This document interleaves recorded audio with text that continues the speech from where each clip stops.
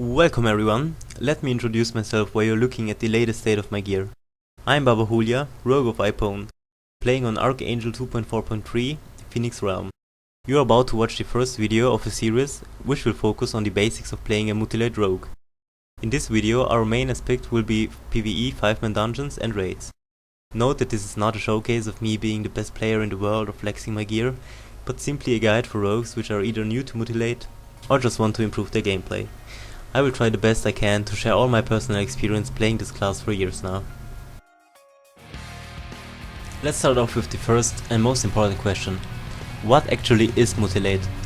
Mutilate is a deep assassination tree talent that is an instant attack which costs 60 energy and attacks with both weapons simultaneously. Mutilate only works with daggers. If your target is debuffed with poison, the damage done is increased by 50%. Each Mutilate non-crit rewards 2 combo points. Crits reward 3 combo points. Also, you must be behind the target to use Mutilate, just like backstab. I will go on now and answer the most common questions about Mutilate. In meanwhile, you can observe its performance on Void Reaver from Tempest Keep, which is known to have an insane amount of armor, making it hard for midis to keep up in damage with casters. Since Mutilate only works with daggers, you might ask yourself, what are the best daggers for Mutilate? Well, it's simple. 1.8 speed in both hands will be your best bet using Mutilate. Slower daggers will always hit harder than faster ones. However, a 1.4 speed dagger for your offhand is also acceptable to get your poisons on much faster, especially in PvP. What poisons should I be using?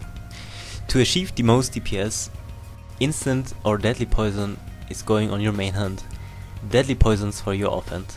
If a Wind Fury totem is available, leave the main hand empty and get Wind Fury.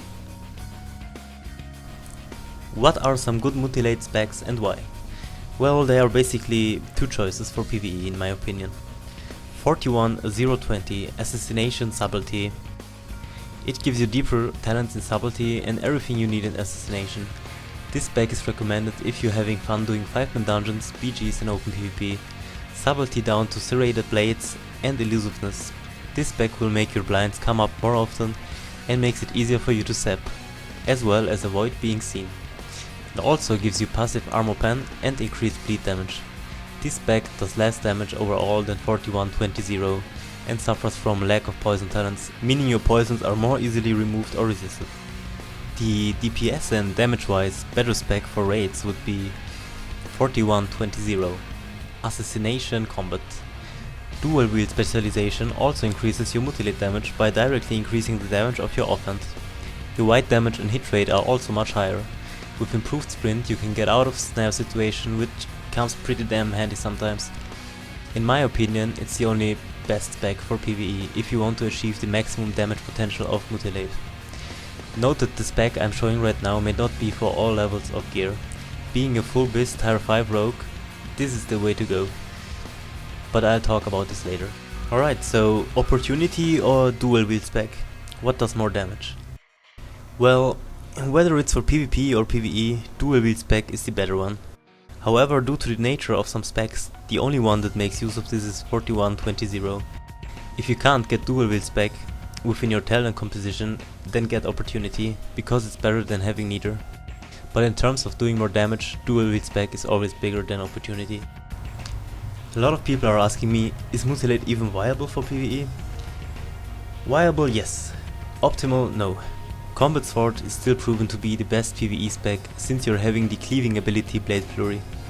Mutilate on the other hand has got an insane amount of burst damage on demand and can very well out DPS a combat rogue in single target. If you do decide to go Mutilate for PvE, it is viable but comes up short after Combat Swords by a small margin. So in other words, they're both acceptable in PvE, but also remember that if the boss you're fighting is immune to poisons, your damage will be severely nerfed due to the poison requirements for Mutilate. Okay, so what should I jam and what is my main stat? Well, basically you're jamming your yellow sockets with the 4 hit and 4 agility gem, the red ones with 8 agility, blue ones get 4 agility and 6 stamina, and in the meta goes the 12 agility plus 3% increased crit damage one. For PvE, agility is superior to all other gems in every way. since it directly increases both your crit and attack power. But most of all, you will have kings in raids, so the agility scales with this buff. Other than combat rogues who focus on getting hit cap to proc combat potency and get an extra swing as much as possible, Mutilate doesn't have the talent, and doesn't need it. Mutilate rogues can focus on agility, however, a healthy amount of it is always suggestible, as you can see by jamming yellow sockets with edgy and hit.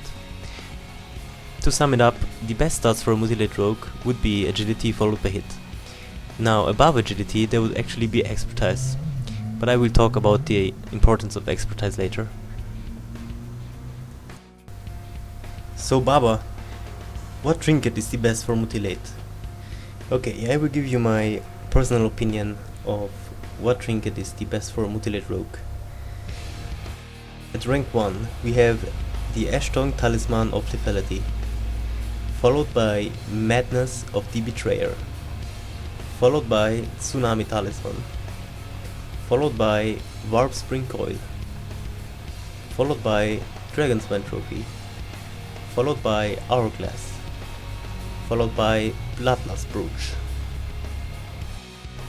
Now remember, I will only talk about the basics of playing Mutilate in this video. For a closer look at those trinkets, also stats and gems, I will focus in another video.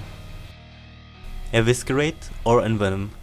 If you really have to choose between one of those both, then you would go for Eviscerate, since you don't want your deadly poison stacks to drop off the mob. But I will show you an example later. And finally, how does Find Weakness work? Every time you use a finishing move, whether it's at 1 combo point or 5 combo points, you get a 10-second debuff that increases the damage done by your abilities by 10%. This does not apply to white damage, only abilities such as Shiv, Gouge, Mutilate and so on. Find Weakness is, in my opinion, your most important key talent, since your rotation of Mutilate spam should evolve around the buff. Knowing how to pool energy and reading a buff is a must as a Mutilate Rogue. Alright, since many of the questions about Mutilate came from blue to tier 4 geared rogues, I decided to equip tier 4 equivalent gear, making it easier for you guys to identify yourself with what I'm actually doing. Mutilate is a very gear dependent spec, that's why you cannot just take any talent spec for it, it's just not optimal. You have to adjust it to your gear constantly. Okay, let's take a look at the talent tree. As you can see, this 4120 spec is different from the one I showed you before. This time I did not spec into improved Eviscerate. Reason for that, you simply won't be using Eviscerate at all. At this state of gear you should only be focusing on keeping your Rupture debuff and Slice and Dice haste buff up. The points from improved Eviscerate have moved into Ruthlessness, giving you a much more smooth and clean rotation of combo points, but we will get to that example later. You may also notice that I didn't spec into Fleet-Footed, which is a very strong talent indeed. But having those 2 points in quick recovery is much more viable for us now. This is where expertise comes into play. With basically only tier 4 gear, there will be no item for you available which has expertise on it, making you miss a lot of your special attacks, and with that, interrupting your combo point rotation and energy pooling. With having quick recovery spec'd, a miss like this becomes much less tragic, since you won't be losing as much energy for the missing special attack. It also increases all healing received by 20%, which can pretty much save your life in bad situations. This is why we are going to pick Cat Swiftness as our boost enchant, giving you a minor speed increase and also some agility, until you're getting access to tier 5 loot, making it possible for you to spec into Fleet-Footed, and with that, enchant your boots with either Sure-Footed or plus 12 agility. Now let's have a look at the rotation you will be using. The optimal rotation for Mutilate Rogue should look like this. You start off with either Garrot or Ambush, giving you 1 or 2 combo points depending on crit luck. After that, you pop your Slice and Dice ability immediately. Now you will mutilate up to 5 combo points. Once you reach 5 combo points, use Rupture. Make sure to always use 5 combo points for Rupture. After that, mutilate up to 3 combo points. Once you reach 3 combo points, you simply refresh your Slice and Dice ability with it. Now you basically just need to repeat step 3 to 6 to achieve the most uptime of Rupture and Slice and Dice, maximizing your DPS on the target. Alright, since this is all theory, Everybody knows that in a real situation, it won't always work flawless like this. You will depend on crit luck, which is even harder for low geared rogues. I will now demonstrate how everything comes together, participating in a cruel pack. So I'm opening with Garrett, giving me 1 combo point. Get my Slice and Dice, get a Poison Pock on Cruel, and now it's time to mutilate. Notice how I'm using Cold Blood to get the last 3 combo points, receiving 5 combo points to rupture the target, using a Fistal Tea to get even more energy. My Rupture and Slice and Dice abilities are both up now. Now you gotta be patient and just let the Rupture run out until you're using your 5 combo points for Rupture again. At the start of the fight, once the tanks pull aggro, it's always smart to use all your cooldowns at once and all your consumables, so they can refresh during the fight and you use them again. You can see my Rupture gets dodged twice in a row. That's due to the lacking expertise.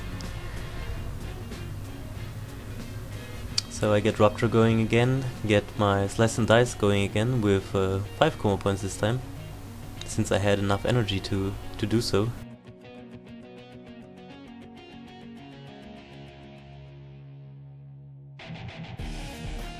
Now we got 2 Mutilates in a row, non-crits, giving us 4 combo points. That's very unlucky. Rupturing with those 4 combo points and using Slice and Dice again.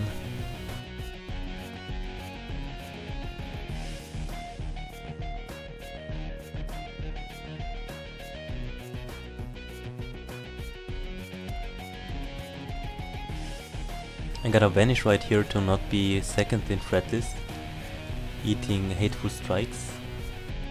And here we go with a little lag spike.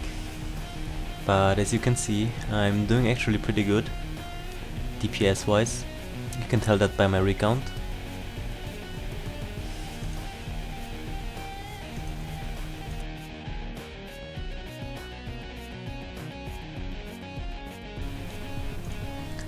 Now it's always important to pool up your energy before using a finishing move like Slice and Dice or Rupture.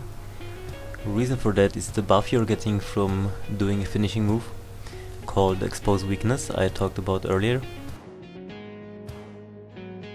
That buff gives you 10 seconds of 10% increased ability damage. Within those 10 seconds you basically want to mutilate as much as possible. So you gotta pool up your energy in order to do so. Getting knockback here and using my cloak for the debuff. Now as we're running back to Cruel, we're on full combo points as well as energy. Starting off with Rupture, immediately Mutilate to refresh our Slice and Dice. You might have noticed that my Slice and Dice duration is actually increased. This is due to the 4-piece Tire 4 set.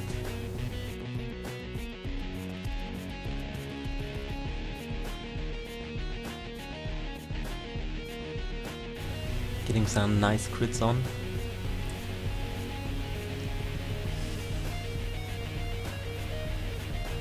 Pool up some energy and try to keep up your buffs and debuffs as much as possible. Now I'm clipping Slice and Dice actually, but that's okay. And Rupture again. And again I'm left with 4 combo points after 2 Mutilates. Very unlucky situation, but simply just Mutilate once more to get your 5 combo points for the Rupture.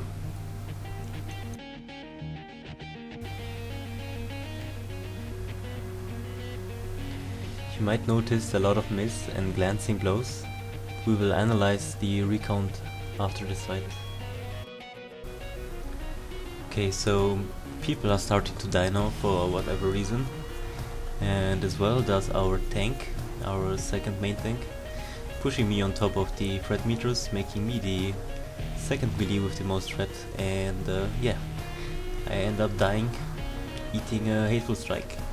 Now I was spamming my evasion at that point, but the lag or lag spike just wouldn't let it go off, so GG there. Okay, let's analyze the recount damage for this fight in detail. As you can see, my melee damage, being the white hits, did most of the damage overall with almost 55.5%. I had a good amount of crit and hit. Those values are actually pretty good for that gear. A good ratio of glancing and miss, and Cruel dodged a few of my white hits due to the lacking expertise. Checking out the statistics for Mutilate, you can see that I did a total of 76 Mutilates in this fight. 50.5% of them hit normally and 42% of them were crits. Now this is a very low amount actually. For my current BIS tier 5 gear, my crits are always about or above 60% crit, so you can see the gap right there from tier 4 to tier 5, where Mutilate actually gets pretty interesting. Also Gruul dodged some of them. Rupture did nearly 10% of the total damage, with being dodged 2 times. Deadly Poison did 6%, and I also used some flame caps to improve my DPS even more. Now those statistics won't be different too much while you're progressing in tier 5 content. Your Mutilate damage will be a little bit higher, and as well as your white damage. But that's basically it. For the end of this video, I'd like to share with you guys some clips, hopefully answering 2 of the most common questions regarding Mutilate. One of them is how to and when to use Envenom. Well, it's pretty simple. Since you don't want your deadly poison stacks to drop off the target, you will never use Envenom during a fight. As you can see on this mob, I'm just building up my combo points, get my slice and dice up, get a rupture on the mob, and right at the moment when the mob is about to die and you still have all your 5 combo points and 5 deadly poison stacks, you can actually use Cold Blood and do just like this, envenoming the target for a huge amount of damage. The next clip shows me in Karazhan at the last boss, the Prince. And in this clip I want to show you guys how to rotate with your exposed armor when there is no warrior available to sunder it. So we're starting off with a Mutilate in this time, since I didn't get the stealth. Get our slice and dice up, the same procedure, and then just Mutilate up to 5 combo points. Instead of using our rupture, we are using our exposed armor. Shadow Nova comes up, we are cloaking it, easy. Now for the next finishing move we want to use, we are pulling up energy again and rupturing it. Now we have exposed armor, rupture and slice and dice all up. The next 5 combo points I'm gonna use will be for the exposed armor again. I have a combo point over and put it right into my slice and dice. Dodge the Shadow Nova here and go for rupture again. Pretty simple. Repeat that rotation and you will help your raid by a lot. And that's it, boys and girls. This is the end of my first chapter of Mutilate Guides. I hope you all enjoyed it and approve of some of tips and tricks I showed you to improve your gameplay as a Mutilate Rogue. If you do and like my work, make sure to thumb up and comment. Also subscribe to my new channel if you wanna be the first to watch my future guides, featuring a more in-depth view on Mutilate, but also Hemorrhage and how to play a spell damage rogue.